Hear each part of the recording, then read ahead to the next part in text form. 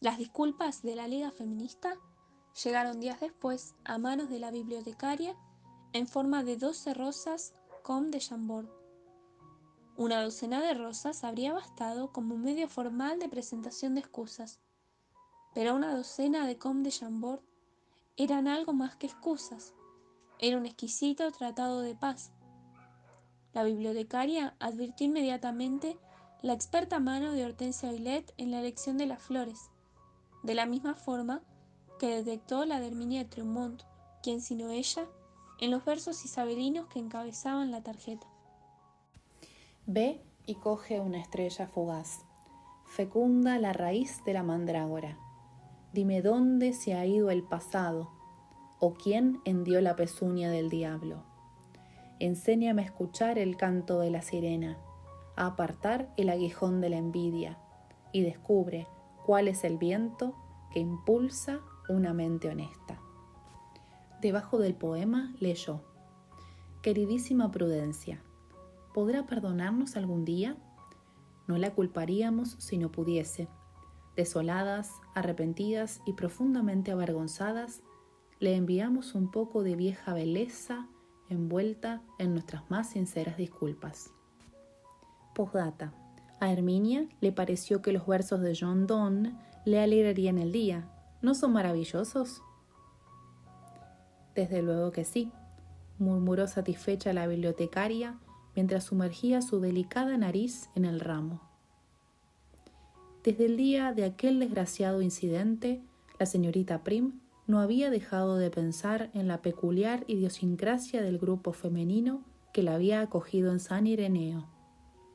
Y cuanto más pensaba, menos grave le parecía la ofensa de que había sido objeto. Ello no significaba que aprobase aquel comportamiento, pero, de alguna forma, una pequeña dosis de indulgencia se había colado en el cuadro que aquellas mujeres ofrecían ahora a sus ojos. Es cierto que había sido una actuación desconsiderada y grosera, cierto también que la delicadeza y el tacto habían brillado por su ausencia, pero de algún modo la bibliotecaria había comenzado a sospechar que bajo aquel burdo complot subyacía cierta forma de amor. Amor. La primera vez que se le ocurrió aquella idea, no pudo evitar sobresaltarse. Ella no era una mujer sentimental, pero a decir verdad, era difícil no percibir cierto amor. Amor ruidoso, amor torpe y maternal, en el modo en que aquellas mujeres se habían propuesto equiparla con un marido. Mientras colocaba con manos expertas el ramo de rosas en un jarrón de cristal, se dijo a sí misma que si las damas de San Ireneo consideraban un marido como el mayor bien al que puede aspirar una mujer y estaban decididas a trabajar para proporcionárselo, ¿quién era ella para juzgarlas? Si estaban dispuestas a perder su tiempo y a consumir sus desvelos en aquel fin, ¿quién era ella para recibir como un insulto lo que no era, lo que no podía ser de ningún modo más que un sincero y caluroso regalo? Por otra parte, debía reconocer que no le repugnaba del todo la idea del matrimonio. Ciertamente en público había dicho siempre lo contrario, pero como muchas mujeres de su especie, la señorita Prim solía despreciar aquello que secretamente temía no llegar nunca a obtener. Una vez más, volvió la vista atrás y recordó los acalorados rostros de Hortensia Villette y Emma Giovanacci y el sereno discurso de Herminia Trumont. Si una mujer de la exquisitez y la inteligencia de Herminia consideraba que el matrimonio era un tesoro incalculable para el bienestar de una mujer, ¿quién era ella para ponerlo en duda de un modo tan tajante? ¿Acaso había estudiado el tema en profundidad alguna vez? ¿Se había sentado en alguna ocasión, armada de lápiz y papel, a enumerar los pros y los contras de aquel estado de vida? ¿Lo había hecho? La señorita Prim tuvo que reconocer que no. Al mismo tiempo, tampoco podía decir que su postura fuese abiertamente favorable al matrimonio. La unión conyugal, se dijo mientras se envolvía en una manta de lana, dispuesta a disfrutar de la puesta de sol en la terraza de su dormitorio, era sin duda para otro tipo de mujeres, mujeres con cierta flexibilidad de carácter, mujeres dadas al conformismo, mujeres a las que no parecía importarles tener que asumir conceptos tales como transacción o compromiso. La señorita Prim definitivamente no era una de ellas. No se veía a sí misma transigiendo sobre nada. No se trataba de que no quisiera. Siempre había valorado positivamente el concepto en abstracto, pero no se veía capaz de llevarlo a cabo en concreto. Había una cierta resistencia en ella, lo había comprobado en diferentes situaciones a lo largo de su vida, a renunciar, siquiera en parte, a su juicio sobre las cosas. Pese a que encontraba aquella resistencia fastidiosa, en cierto modo también se sentía secretamente orgullosa de ella. ¿Por qué debería decir que cierto compositor era superior a otro?, se dijo al recordar una acalorada discusión musical en casa de unos amigos, cuando estaba absolutamente convencida de que no era cierto. ¿Por qué debería aceptar, en forma de amable solución de compromiso, que probablemente eran talentos difíciles de comparar si los consideraba absolutamente comparables? ¿Por qué debería fingir, en un modo todavía más servil de transacción, que la primacía de uno o de otro dependía en buena parte del estado de ánimo del oyente? La señorita Prim consideraba que esa clase de compromisos constituían una suerte de indecencia intelectual. Y pese a que a veces se animaba a sí misma a practicarlos por el bien de sus relaciones sociales, lo cierto es que le repugnaba hacerlo. El cielo comenzaba a teñirse de rosa cuando sintió llamar a la puerta. Prudencia, oyó decir al hombre del sillón. Tengo que salir a hacer unas gestiones en el pueblo y me temo que hoy es el día libre del servicio. ¿Sería tan amable de echar un vistazo a los niños? Están jugando en el jardín. Siento tener que pedírselo, pero no tengo otra opción. Consciente de que su puesta de sol acababa de arruinarse, la bibliotecaria aseguró amablemente que se ocuparía de los niños. Aquellas no eran criaturas naturales, reflexionó mientras bajaba las escaleras. No leían cosas naturales, nunca jugaban a cosas naturales, no decían siquiera cosas naturales. Ello no significaba que fuesen desagradables o mal educados. En realidad, tenía que reconocer que los pequeños eran encantadores, pero no se parecían en nada a los niños que solía ver en casa de sus amigos, en la calle o en los restaurantes. Cuando hablaba con ellos, la mayoría de las veces tenía la extraña sensación de estar siendo interrogada. Eran los niños quienes llevaban el peso de la conversación. Eran ellos también los que salpicaban las charlas con extrañas informaciones que la bibliotecaria consideraba profundamente inadecuadas para su edad. Hoy hemos aprendido cosas de los archimandritas y de los starets rusos, señorita Prim. ¿Conoce usted la historia del starets Ambrosio y las pavas?, le había preguntado una mañana Tesseris en la cocina, mientras se preparaba unas tostadas de queso fundido. La señorita Prim, muy seria, confesó que sabía un poco de los starets, pero que nunca había oído hablar de aquel tal Ambrosio, y mucho menos de unas pavas. Nada más concluir esa sincera declaración de ignorancia, la bibliotecaria fue testigo de una extraña disertación infantil sobre temas tan diversos como el Starets Ambrosio y el monasterio de Optina, las similitudes entre este y el Starets Zósima, y cierta historia de unas pavas que se negaban rotundamente a comer. Un día, una campesina que cuidaba pavas para un terrateniente fue a ver al Starets, le explicó la niña. Estaba muy triste porque las pavas se morían y el terrateniente quería echarla. Cuando los peregrinos que estaban en el monasterio oyeron sus quejas, empezaron a reírse y le dijeron que no molestase al monje con tonterías tan poco elevadas. Pero el starets Ambrosio se acercó a ella. La escuchó con mucha atención y al terminar le preguntó qué le daba de comer a las pavas. Después le aconsejó cambiarles la comida y la bendijo. Cuando la mujer se fue, todos preguntaron al monje por qué perdía el tiempo con unas pavas. ¿Sabes qué les dijo? No tengo ni idea, contestó abrumada la señorita Prim. Les dijo que todos estaban ciegos, tan ciegos que no eran capaces de ver que toda la vida de aquella mujer estaba en esas pobres pavas.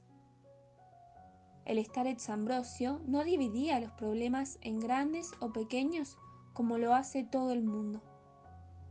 Decía siempre que los ángeles están en las cosas sencillas, que nunca hay ángeles donde las cosas son complicadas. Él pensaba que lo pequeño es importante. No, no se podía decir que fuesen niños normales, suspiró la bibliotecaria mientras se dirigía con paso rápido al jardín.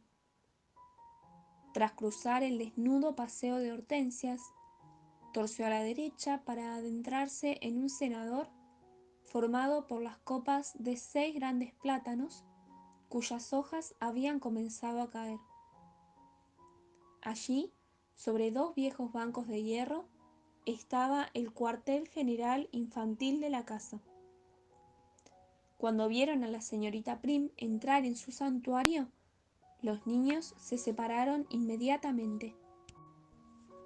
Vuestro tío me ha pedido que no os pierda de vista, así que he venido a ver qué estabais haciendo, les dijo con franqueza.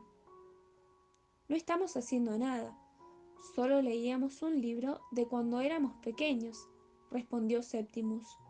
Ah, ¿y qué leías? Dijo la bibliotecaria, mientras observaba disimuladamente un pequeño libro de color amarillo que el niño tenía en la mano.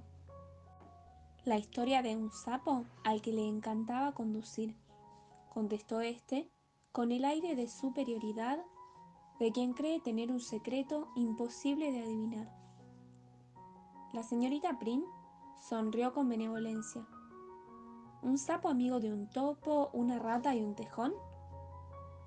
Sorprendidos, los niños asintieron con la cabeza. ¿Lo conoce?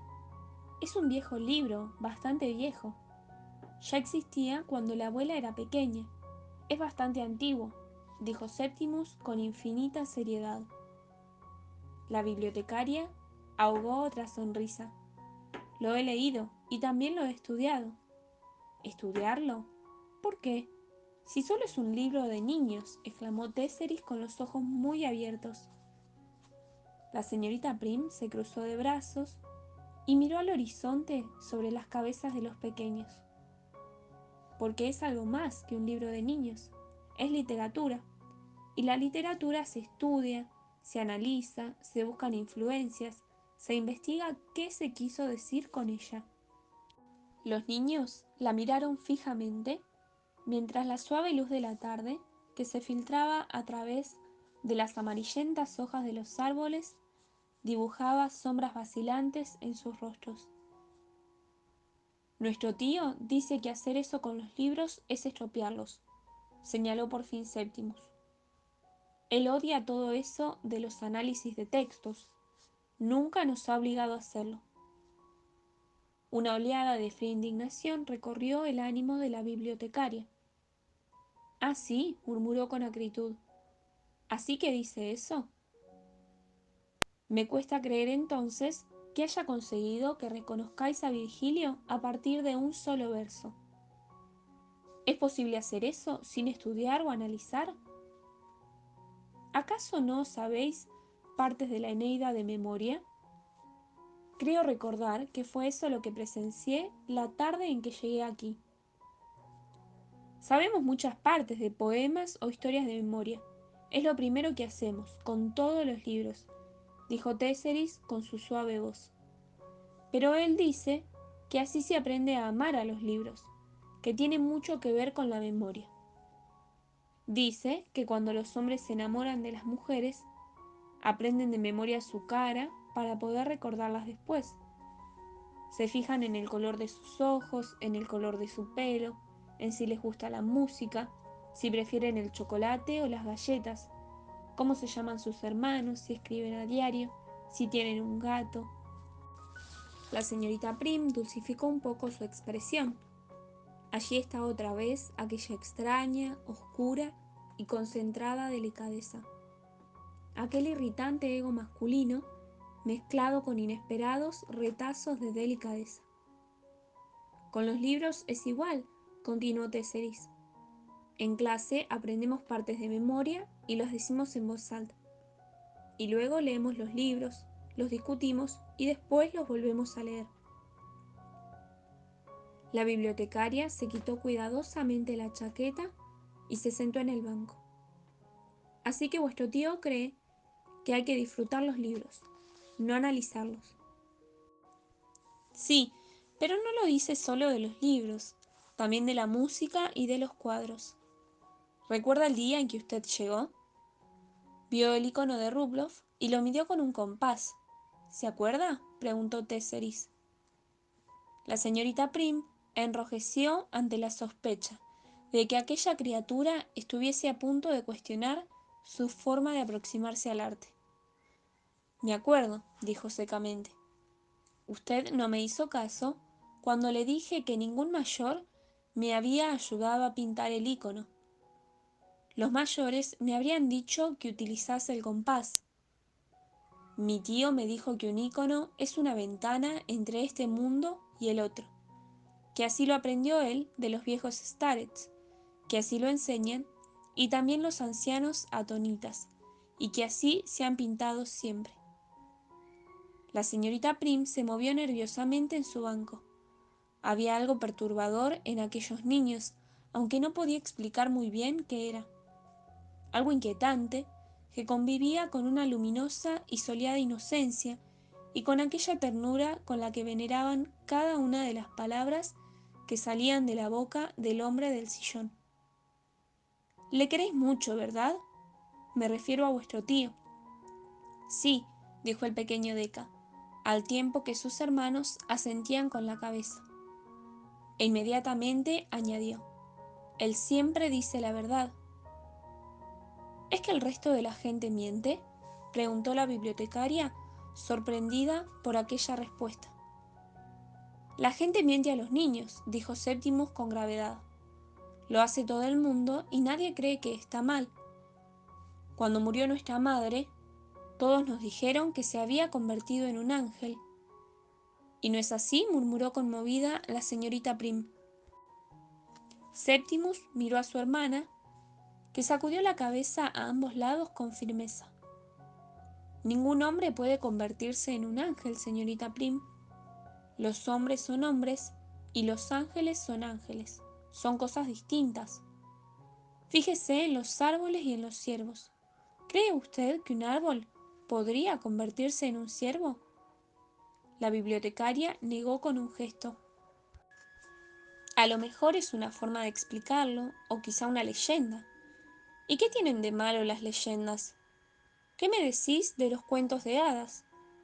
¿No os gustan los cuentos de hadas?, preguntó, haciendo un esfuerzo por cambiar de tema. Sí que nos gustan, contestó tímidamente Exi. Nos gustan muchísimo. ¿Y cuál es vuestro favorito? La historia de la redención, respondió con sencillez su hermana mayor. La señorita Prim, atónita ante la respuesta, no supo qué contestar. Aquella extraña afirmación revelaba que pese a sus titánicos esfuerzos, pese a su insistencia y su arrogancia, el hombre del sillón no había conseguido transmitir a los niños ni siquiera los rudimentos más básicos de una creencia tan importante para él. No había logrado explicar el trasfondo histórico de su religión. ¿Cómo era posible? Tantas caminatas matutinas a la abadía, tantas lecturas teológicas, tanta vieja liturgia en latín, tantos juegos medievales, ¿y qué había conseguido? 4 niños pequeños, convencidos de que aquellos textos que tanto amaba eran únicamente cuentos de hadas. Pero Tess, eso no es exactamente un cuento de hadas. Los cuentos de hadas son historias llenas de fantasía y aventura. Están hechos para entretener. No están fechados en una época determinada, ni hablan de personas y lugares que existieron. Oh, pero eso ya lo sabemos, dijo la niña. Sabemos que no se trata de un cuento de hadas normal. Sabemos que es un cuento de hadas real. La bibliotecaria se acomodó pensativa en el viejo banco de hierro. ¿Lo que quieres decir es que se parece a los cuentos de hadas? ¿Es eso?, preguntó intrigada. No, claro que no. La redención no se parece en nada a los cuentos de hadas, señorita Prim. Son los cuentos de hadas y las viejas leyendas los que se parecen a la redención. ¿No se ha fijado usted nunca? Es como cuando copias un árbol del jardín en un papel. El árbol del jardín no se parece al dibujo, ¿no es cierto? Es el dibujo el que se parece un poco, solo un poquito, al árbol de verdad. La señorita Prim, que había comenzado a sentir calor, un calor febril y agobiante, permaneció sentada en silencio un largo rato. El sol casi se había puesto ya en la lejanía cuando al fin se levantó. Dio permiso a los niños para ir a jugar un rato al estanque de las carpas y emprendió lentamente el camino de regreso a su habitación.